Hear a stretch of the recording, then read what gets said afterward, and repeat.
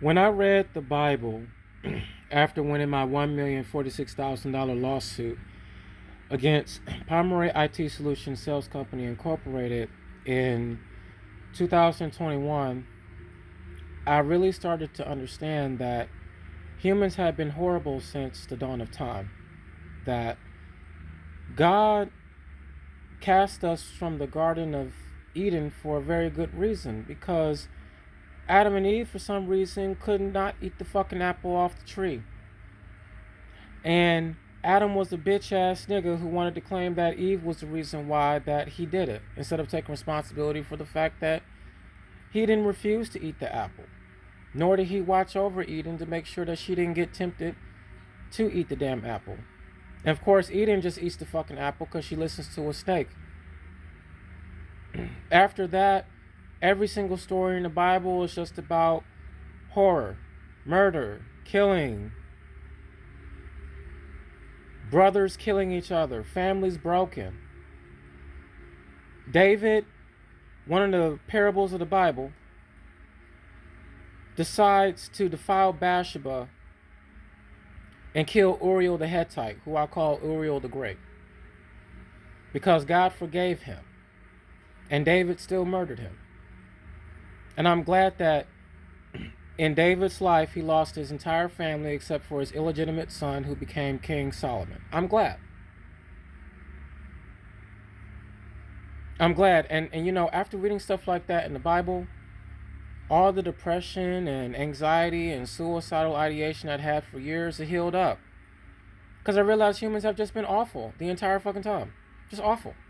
Just horrible. Just probably the worst species of animal that God had ever created. Then Jesus comes to earth. Everybody fucking hates him. Greatest man to ever live. And in his time, he was the worst fucking person to possibly walk the earth. He's the son of God, and y'all niggas don't like him. He gets put on the fucking cross and murdered. Rises from the dead. After he rises from the dead, guess what the Bible starts talking about? How society falls apart after the crucifixion of Jesus. And Revelation's canonical.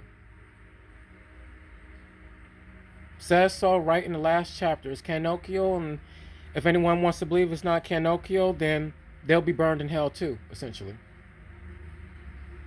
I firmly believe that the Bible is an alternate reality, and that the reality we're living in is the reality that God created again. Only this time what God decided to do was be indirectly involved. Jesus is never going to come back here, because we would kill him if he came back here, just like we did when he first arrived on earth.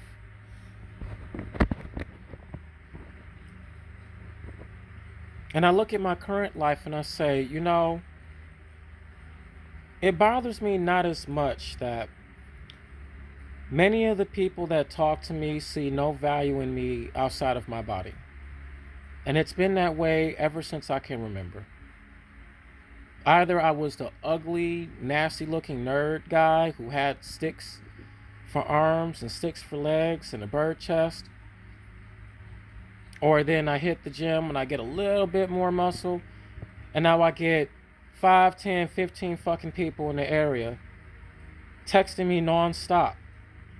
When prior to that gym picture being posted, them niggas, and if you are watching this video, you probably is one of them niggas. You never spoke to me. You never gave a damn. You didn't care about who the fuck I was when I was skinny as fuck. And you certainly wouldn't care about me now, me being skinny as fuck. No chest, no features. You know, nothing that makes you think, oh, this guy, if nothing else, this guy might be good for a lay. That's all y'all care about. So I give you that energy and you still don't want it. You want to play mind games? You want to be charming in the messages and show up to me in my face, or I show up to you in your face? You want to complain the entire time? I still give you what you want, so I don't end up in the hospital or dead. And you still don't like me. And then I'm just at the point where it's like, I'm so glad the Bible came in my life, because other than that, I wouldn't know what to do. I wouldn't know what to do with y'all niggas. I just wouldn't. I just fucking wouldn't. I would be losing my mind every day if it wasn't for the fact that the Bible came into my life. And I hate the fact that people will message me and their intentions aren't clear. So I'm believing one thing when it's actually something completely different. And I don't find out it's completely different until I've already wasted my energy, essence, and effort to meet a person who was a complete liar. And so I've been abstinent from sexual intercourse for years. At this point, it would be about 8 years. I've been largely abstinent. I've met a few people here and there. It's just been awful. It's been completely awful. I can't understand why this is the current state of dating. It's like everybody lies. You lie about who you're interested in. You lie about what you want. You lie about how much energy that you actually have. And then I can see the outcome. It's like, oh, you just don't like me specifically. And I'm okay with you not liking me. I just don't understand why you keep talking to me. Especially if we already met once. If we've already met and you still keep talking to me, then you have to be insane. Because I'm not insane.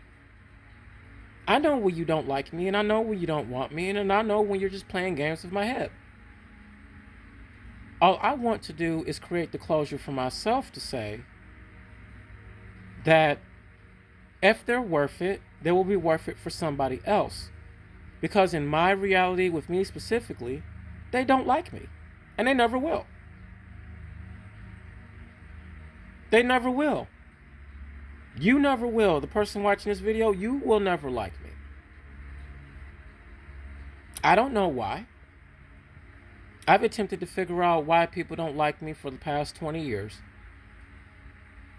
But for the past 20 years, I get to watch everyone else have friendships and have lives and do everything that they want to do. And I sit here alone and I wonder, what is it that I'm doing wrong? Am I not kind enough? Am I not polite enough? Am I not saying the right things? And I've gotten to a space now where it's just everyone is placing me in this box of I'm worthless. I got a degree. I can do lots of different things outside of the degree.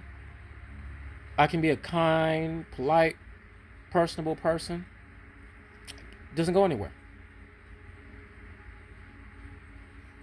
All I wanted to do at this point is just put this out here and just say, if I hate people, it's because the Bible gave me the permission to.